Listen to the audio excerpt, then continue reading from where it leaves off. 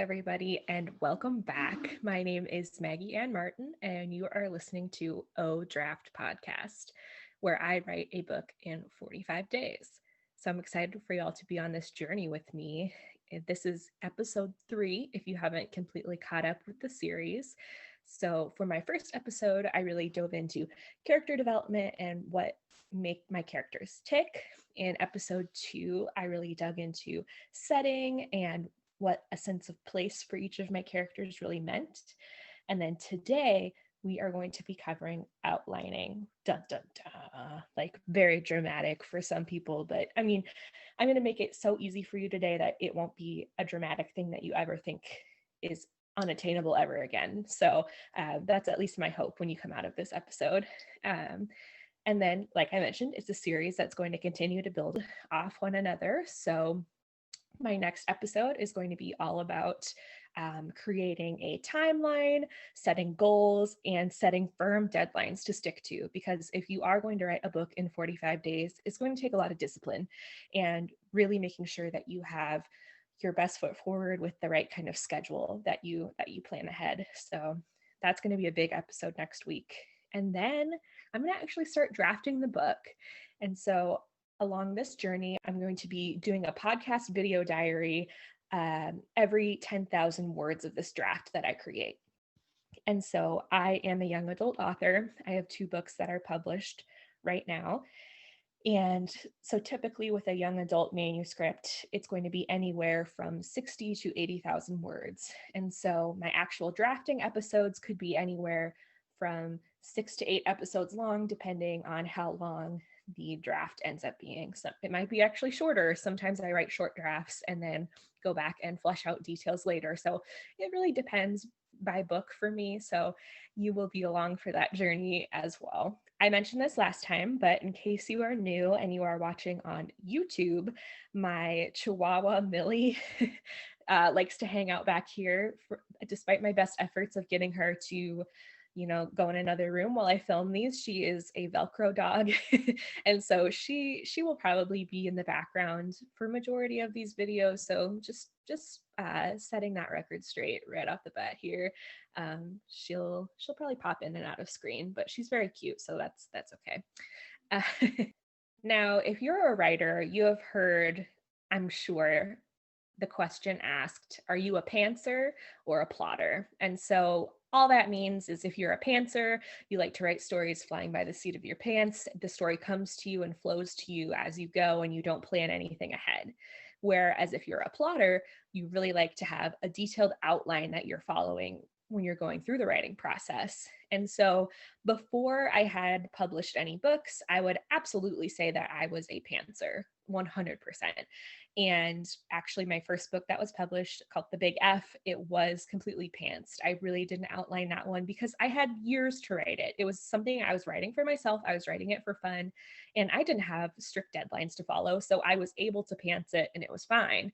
But when I wrote my second book, to be honest, I was on such a tight deadline for that one. I wrote it in probably 2 to 3 months. And so I knew that in order to stay on track and be productive and meet my deadlines and goals, that I needed to outline.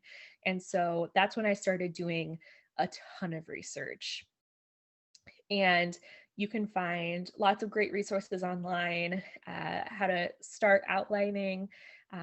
That's pretty much what I did. I did a quick Google search and was a little bit overwhelmed by all of the resources that I did end up finding. But the first one that I think most writers are going to recommend to you is the Save the Cat Writes a Novel. Save the Cat Writes a Novel is based off of screenwriting. And so Save the Cat, the 15-beat structure was originally developed for like writing screenplays, and then it got adapted in this book to be about novels. So sometimes you'll hear people plotting out their outlines using those 15 beats that are kind of established within that book. Other times you will hear people talking about outlining in an act structure. And so that's what I'm going to explore today for you all. I write in a 3-act structure, but you can write in a 3-act, 4-act, 5-act structure, depending on, how robust your story is. If you're writing kind of a fantasy sci-fi, you might write in a 5-act structure just because there's so much that happens and there's so much exposition that you need at the beginning to kind of explain your world. Whereas when I write contemporary, the really setting the scene and establishing your characters isn't going to take as long because it's based in reality to start. So really, I use the 3-act structure for that reason. And it's a structure that is really common in every single movie you've ever watched, every book you've ever read. There's the opening, then there's the inciting incident, and then the action grows to a climax, then the climax happens, then there's resolution. And so that is a pretty universal structure for stories, but I'm going to kind of unpack that. I would recommend, there are 2 really awesome YouTube videos that I continually go back to go over this 3-act structure. And the first one is, I'm sure if you're familiar with BookTube, that there's Millie completely burrowing in a pillow.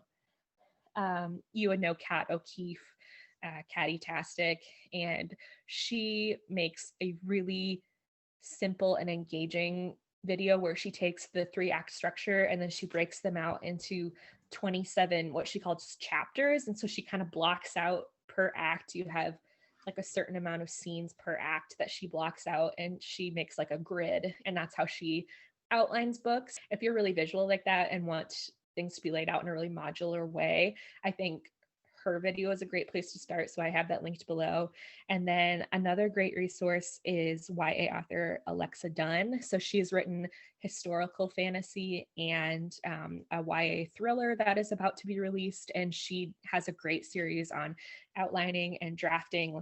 Really just check out her YouTube channel because she's a wealth of knowledge also. So I'll leave her links below as well. So as promised, I'm going to make outlining as painless as possible for you through my 3-act structure outline guide.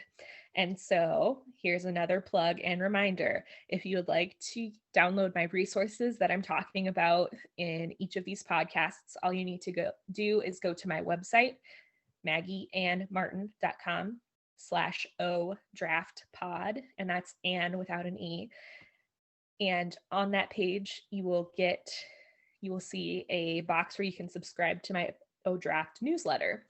And so once you're subscribed there, there's another important step that you have to take in order to get this email in your inbox. You will get an email that says, confirm your subscription to Maggie and Martin.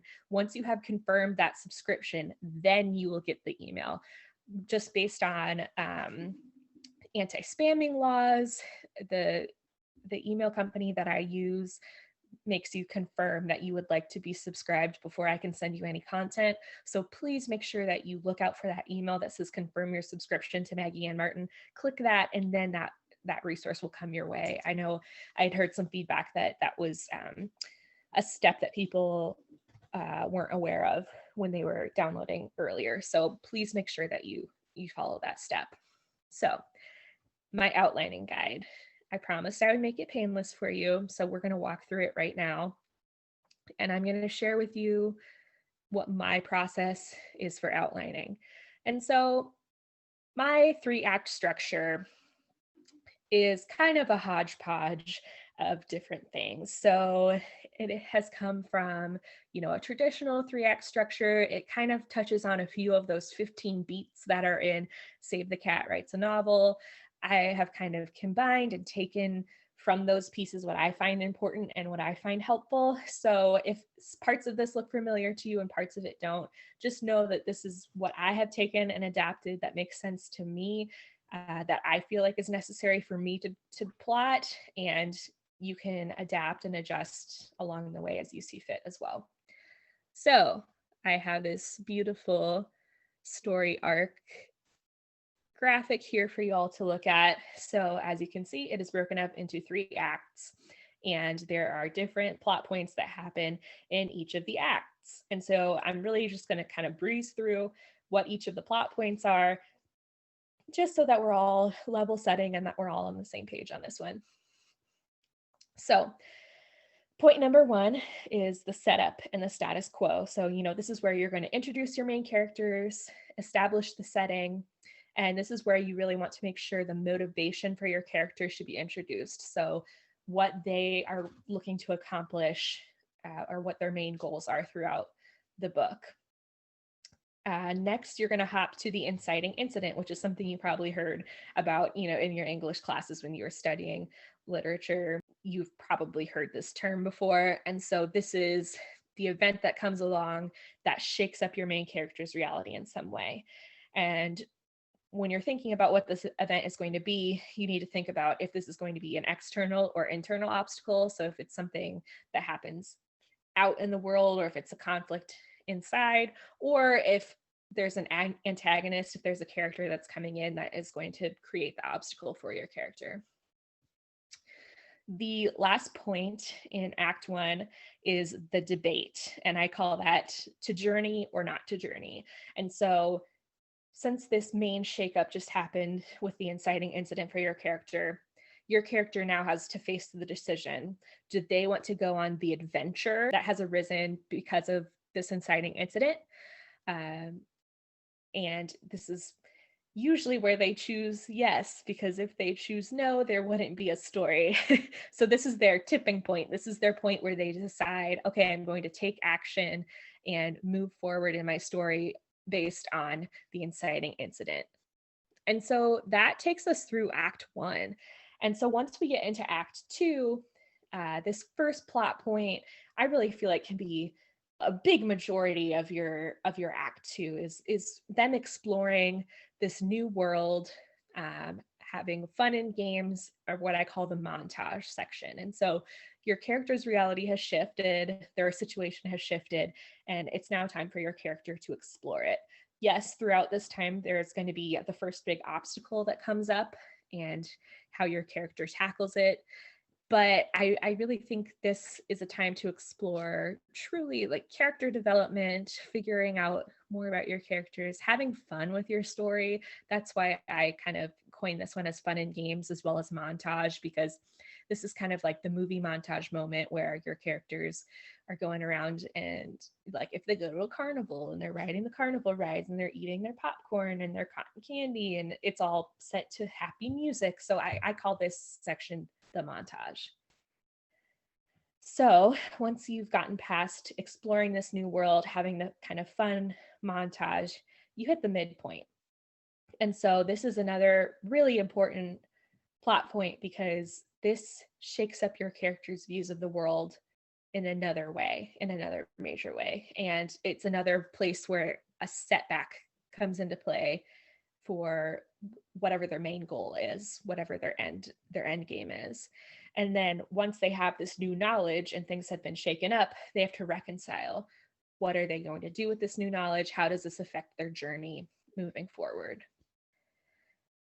And then following that midpoint, every story has this section where you're reaching your lowest, like you're at your crisis, you feel like all is lost, like in movies your characters aren't talking to each other, they've broken up, you feel like there's no way they can get past this miscommunication, like it's all over for them.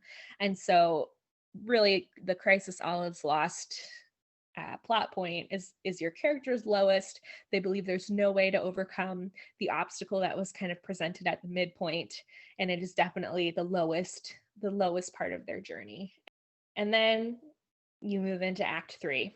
And Act 3, something comes to fruition that gives them a new sense of hope, or gives them another reality check or reality change. And they figure out, hey, maybe I can stay on this journey and reach my end goal. Not everything is lost. So once they're rebuilding their courage and they're back on their journey, they are building, the action is building until there's a battle, a confrontation, the climax of the story. This is when your main character comes in direct contact with whatever their obstacle has been along the way, and they have to face it and overcome it in order to complete their journey. And so obviously all of your tension, everything is building to this specific point. And so this is probably going to be a pretty important and pivotal scene, and probably a quite long scene, and one that you want to make sure is really executed well, and that you feel like your readers will appreciate the payoff of all of that building to that one point of the climax of the story. And then resolution. You're closing all of the storylines that have been open. You're tying all those knots, tying everything closed. You're showing how much your character has grown and what the journey has brought to them and their lives. Now you have your basic 3-act structure in line. You've been brainstorming on this story for however long since the idea popped into your head, and you've really been thinking about, ooh, this would make a cool scene at the end, or like, this is the inciting incident that I know is going to kick everything off.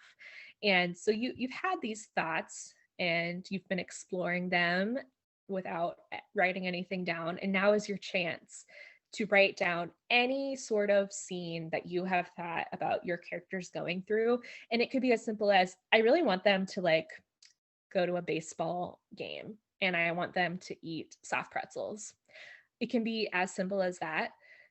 Any kind of idea of a scene that you want your characters to go through, just brainstorm them all. And I'll insert a photo, if I still have one, from my draft of To Be Honest.